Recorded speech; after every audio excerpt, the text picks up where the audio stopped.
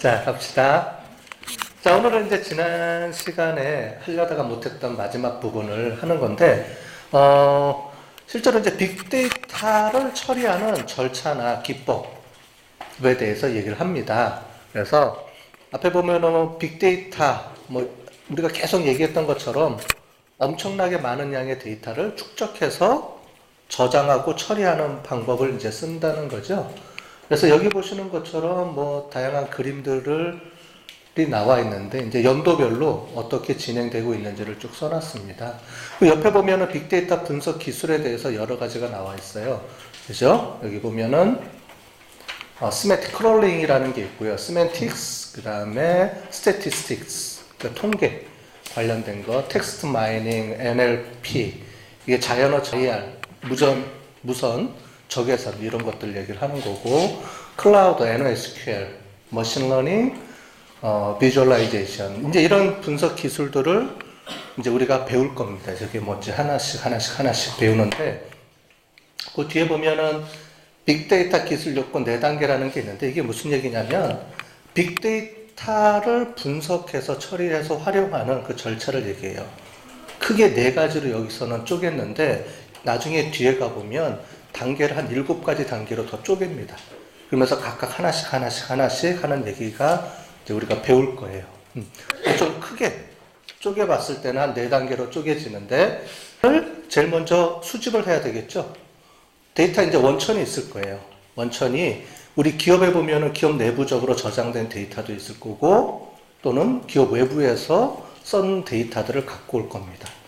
현재는 공공기관이나 이런 데서 데이터들을 전부 다 오픈해 놓고 있거든요.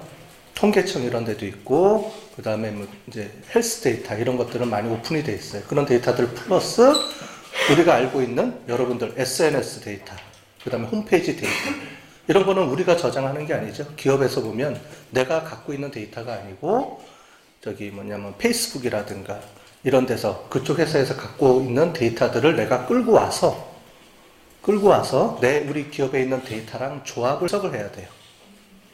예. 그 빅데이터의 장점이라고 그랬죠. 과거처럼 데이터베이스라는 거, 나중에 우리가 다 배울 겁니다. 데이터베이스, 즉 우리 회사에 저장되어 있는 데이터만 가지고 우리가 옛날에는 분석에 활용됐는데, 지금은 그 이후에 다양한 외부 데이터들을 이제 우리가 갖고 와서 내부 데이터랑 같이 섞어서 하는 거예요. 오픈 API, 크롤링, 데이터, 이게 콜렉터, 이런 얘기들을 하고 있는데, 밑에 보면은 다양한 원천 자원들이 있죠. 그래서 외부 데이터들, 웹이라든가 소셜 네트워크, 그 다음에 로그 데이터, RDBMS. 자, 이 중에서 아는 단어들이 있나요? 웹, 그 다음에 소셜 네트워크. 소셜 네트워크는 다 알죠? SNS. 그 다음에 시스템 로그. 이건 잘 못 들어봤던 건데, 그죠? 이제 여러분들이 우리가 빅데이터 분석을 하고 들어가면 이제 그 중에 이제 기술적인 부분 파트들이 들어가요. 그 다음에 빅데이터라는 게 실제로 보면은 데이터를 다루지만은 컴퓨터를 이용을 해서 데이터를 처리하는 과정이에요. 그러다 보니까 정보 기술에 대해서 여러분들이 많이 좀 알고 있어야 돼요. 컴퓨터 기술. 그래서 다른 사람들보다 더 많은 지식이 있어야 돼요. 그래서 오늘하고 계속 여러분들 연결되는 게 조금 IT 쪽 관련된 기술들, 정보 테크놀로지, 이런 부분들을 이제 오늘 계속 배울 겁니다. 이따가. 시스템 로그는 뭐냐면, 여러분들이 홈페이지를 이렇게 막 방문을 하잖아요. 그래서 클릭 하면은 여러분들 누구는지는 모르지만 어쨌든 컴퓨터 주소라든가 이런 정보들이 누군가가 우리 방문해서 얘를 클릭했어요. 그 다음에 어디를 클릭했어요. 이런 데이터들이 다 저장이 됩니다. 그거를 우리 로그 데이터라고 그러고요. 이거는 데이터베이스, 즉 우리 기업 내부에 저장되어 있는 데이터베이스. 이런 데 있던 자료들을 갖고 오는 건데, 외부에 있는 데이터를 갖고 오려면은 오픈 API나 크롤링 이런 기술들이 있다는 거예요. 뒤에 가면서 하나 구체적으로 좀 설명을 드릴게요. 그리고 다다음 주 넘어가면은 더 구체적으로 배울 겁니다. 하다 보면은 좀 기술적인 게 많이 나와서 어려울 수도 있을 거예요. 그런데 어렵다는 얘기는 뭐냐면 생소하다는 거죠. 여러분들이 한 번도 배워본 적이 없는, 중고등학교 때는 이런 걸 배울 기회가 없잖아요. 그래서 아마 생소할 내용들이 많이 나올 겁니다. 앞으로는 계속 접해야 되는 내용이니까 여러분들이 잘 그 개념들이나 이런 것들을 잘 이해를 하시기 바라겠습니다. 자, 데이터를 외부 데이터든 내부 데이터든 내부 데이터에 있던 거 또는 외부 데이터에서 갖고 오면은 그걸 잘 저장을 해야 되겠죠. 그런 저장 기술들이 있는데 가장 대표적인 게 이제 빅데이터 쪽에서는 하둡이라는 게 있어요. 하둡. 아마 여러분들이 이제 빅데이터를 한다 그러면은 평생 죽을 때까지 듣는 용어가 이제 하둡이라는 내용이에요. 도대체 하둡이 뭘까? 이런 것들을 이제 계속 배워 나갈 겁니다. 어쨌든 하둡이라는 곳이라는 곳에 저장을 하는 거예요. 네, 그래서 거기다 저장을 해놓고 그 다음에 NoSQL이라는 내용을 또 많이 들을 겁니다.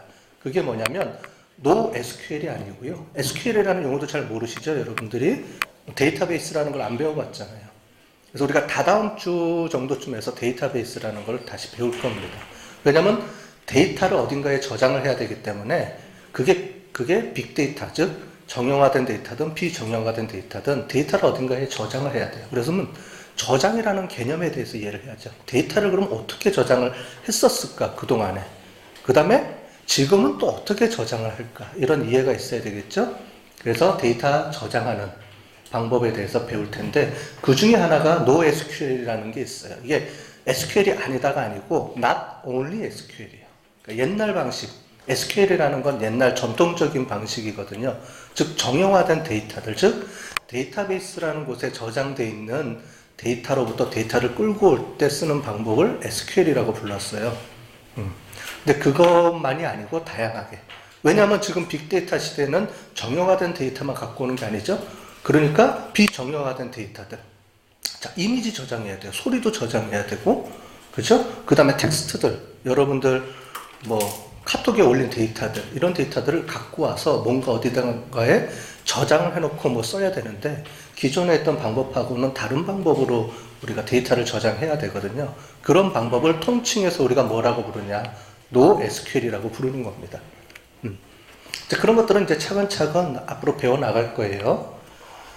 자, 데이터를 저장을 하면 이 저장하는 방법도 이제 기술적으로 좀 복잡하게 들어가는데 널리 퍼뜨려 놓고 저장한다 그래서 분산 처리한다는 개념이 나옵니다. 자, 이제 또 용어가 또 새로 나오네요. 분산 처리. 그죠? 자, 데이터가 많은데 한 곳에서 계속 한 컴퓨터가 자기만 계속 계산하면은 너무 느리죠? 그래서 골고루 분산하는 거예요. 만약에 제가 동전이 있어요. 동전이 이만큼 들어있는 주머니가 있어요. 그거를 나 혼자 세면 10시간이 걸려요. 그런데 그거를 나눠주는 거예요. 10명한테 나눠주면 어떻게 돼요? 1시간이면 끝나죠. 나 혼자 10시간 할걸? 10명한테 나눠주면? 해서, 야, 너 10원짜리 얼마야? 100원짜리 몇 개야? 해서 합쳐서 처리하면 되잖아요. 이런 개념이 분산 처리 개념이에요. 그게 여기 보면 이 데이터 저장하는 방식에 이제 나중에 나올 겁니다. 그 디스트리뷰티드 시스템, 저장 시스템이라고 하는데, 그럼 분산 처리하는 방법. 그럼 분산 처리해서 잘 처리해서 나온 결과를 해석하는 방법, 이런 게 들어가겠죠? 이제 그런 방법을 모아놓은 게 하둡이라는 거예요. 자, 그 다음에 저장된 데이터들을 어떻게 해야 되느냐. 이제 여기 이제 우리가 나오죠. Analysis. 분석을 해야죠.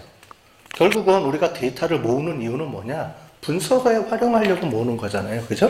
근데 분석하는 방법이 다양하다는 거죠. 옛날부터 그러니까 옛날부터 썼던 방법들이 있어요. 뭐 옛날에는 분석 안 했을까요? 아니죠. 옛날에도 분석을 했겠죠. 다만 옛날에는 데이터베이스라는 곳에서 정형화된 데이터만 가지고 우리가 분석해서 사용을 했었죠. 그럼 그때 사용했던 방법들이 있을 거예요. 그게 우리가 알고 있는 통계 데이터.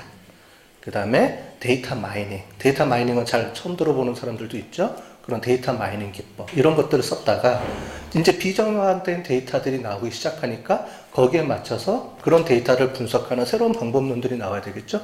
이제 그런 것들이 이제 추가로 계속 되는 거예요. 그런 게 대표적인 게 텍스트 마이닝. 그 다음에 감성 분석. 그 다음에 소셜 네트워크 분석. 그 다음에 우리가 알고 있는 인공지능, 딥러닝. 이제 이런 개념들이 나오면서 계속 그 뒷받침해서 나가는 거죠. 자, 그런 분석 방법들이 있다. 라고 하고 밑에 보면 여러 가지 동물 그림들이 나오죠. 벌도 나오고, 이제 나중에 보면 여기 코끼리도 보이고 이렇게 할 거예요. 그러니까 동물원이 나옵니다. 그래서 빅데이터 분석 시스템에 들어가면 동물원들이 막 판을 쳐요. 동물들이 막 보여. 그래서 뭐 나중에 다시 얘기할 거예요. 하드웨어에서 이게 코끼리가 나오면서 이게 갑자기 동물원이 돼버렸어요. 사람들이 이렇게 무슨 프로그램을 개발해 놓고 거기에 이제 나중에 보면 돼지도 나옵니다. 돼지도 나오고 이상한 동물들이 막 나와요. 그렇게 보시면 되고요. 이렇게 분석한 다음에 그걸 활용을 해야 되는데 활용을 할 때 그냥 보여주면 사람들이 이해가 덜하죠. 그래서 그거를 좀 더 보기 좋게 이제 그림으로 그래프를 이렇게 만들어 주는 게 있어요. 그걸 비주얼라이제이션이라고 합니다. 그래서 시각화라고 우리가 부르죠. 시각화. 그래서 우리가 분석한 데이터를 잘 분석해서 처리해 주는 방법. 우리가 처음 시간에 배웠던 거 있었죠. 구글 트렌드 분석할 때는 표로 그려지죠. 표로 시간의 흐름에 따라서 계속 증가하고 감소하는 이런 표도 봤고요. 그 다음에 워드 있었죠. 워드 클라우드. 그래서 글자들을 막 배치해 놓은 거 보셨죠? 가운데가 제일 큰 글자 들어가고 글자 배치해 주는 이런 워드 클라우드 방법도 있고. 그 다음에 여러분들 뭐 여러 가지 방법 이렇게 나오면 사람 인원수 셀 때는 이제 사람 모양으로 이렇게 그림을 그려서 이제 사람 모양으로 이렇게 체크해주고 이렇게 다양하게 그래픽하게 보여주면 사람들이 인지가 빠르다는 거죠. 이제 그런 비주얼라이제이션 하는 방법들이 있습니다. 이제 그런 툴들이 다 있어요. 그래서 그런 것들을 우리가 배워나갈 거예요. 그래서 크게 하나, 둘, 셋, 네 가지인데 나중에는 이거를 좀 더 쪼개서 저장하는 방법도 두세 개로 또 쪼갭니다. 그래서 그런 방법들을 나중에 차차 배울 건데 오늘은 큰 틀에서 잠깐 그러니까 크게 한번 보는 의미에서 몇 가지만 보도록 하겠습니다. 자, 이렇게 빅데이터 수집 기술에 대해서 뭐 쭉 나와 있는데요. 오픈 API라는 건 뭐냐면 소셜 네트워크 회사들 같은 경우에 자기 소셜 네트워크에 접속할 수 있도록 연결해주는 프로그램을 만들어줘요. 그래서 접속할 수 있게끔 내가 그래서 페이스북이나 트위터라든가 이런 쪽에 내 계정으로 접속해서 들어가서 거기 있는 데이터를 내가 끌고 와서 분석할 수 있도록 만들어줍니다.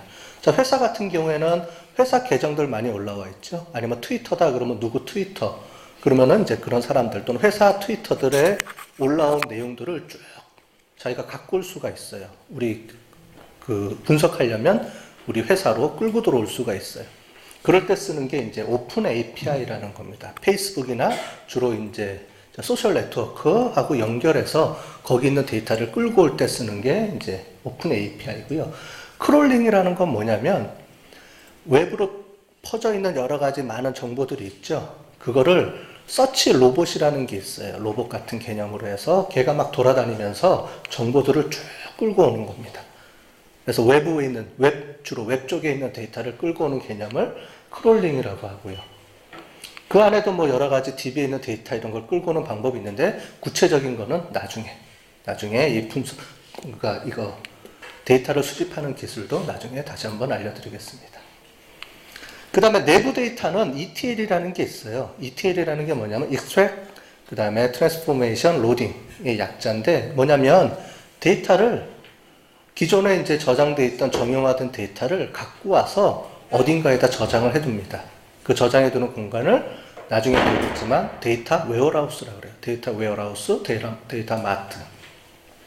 기존에 이제 저장되어 있던 데이터들을 쭉 끌고 와서 분석할 수 있게끔 따로 저장해서 만들어주는 개념이에요. 그걸 ETL이라고 그럽니다. 그래서 ETL이라는 방법은 주로 이제 정형화된, 우리 기업에 있던 정형화된 데이터들을 끌고 와서 저장하는 그런 쪽에 얘기를 할 때 쓰고요. 그 다음에 외부에서 갖고 올 때는 오픈 API라든가 크롤릭이라든가 나중에 보면 이제 스쿱이라든가 스크라이브라든가 와, 뭐 이상한 용어들이 막 나오네 영어가 그죠? 어렵겠죠? 근데 다 외우려고 하지 마세요. 우리 수업은 오픈북이라 그랬죠 나중에? 네? 중간고사는 오픈북입니다. 자, 그래서 이제 데이터 수집 기술에 대해서 이제 조금 정리를 다시 했는데, 로그 수집기. 아까 전에 했던 것처럼 웹 로그 데이터들을, 그러니까 내가 들어와서 클릭한 이런 것들을 다 그런 것들을 저장해 두는 거예요. 거기서 갖고 올 수도 있고. 크롤링은 아까 전에 얘기했죠? 얘기했고, 그 다음에 이제 센싱 기술. 센서라는 거는 말했죠? 우리 여러 가지 이제 센서들이 있는데 그 센서들로부터 데이터들이 왔다 갔다 하는 거죠. 가장 대표적인 게 우리 자동차 하이패스 지나갈 때 보면 RFID하고 기계장치하고 그냥 자동으로 연결돼서 계산이 다 되죠. 이제 이런 것들을 센싱 기술이라고 하고, 여러분들 여기 보면은 지나가다 불이 켜지죠. 동작 센서. 뭐 이런 것도 센서 기술이고. 그래서 센서라는 게 지금 계속 개발되어 있어요. 그래서 어떤 센서는 여러분들 갖다 대면 호흡 센서도 있어요. 여러분들 호흡을 이렇게 딱 갖다 대면 호흡하는 것도 있고, 침도 있고, 침 센서도 있고, 침을 딱 발라서 딱 분석하면 여러분들 뭐 여러 가지 건강 상태가 이제 체크되는 이제 그런 센서들, 그런 이제 키트들이 많이 개발되어 있죠. 어쨌든 그런 센서들을 하는 것도 있고요. 오픈 API는 아까 전에 얘기했던 것처럼 이제 갖고 오는 그런 걸 얘기합니다.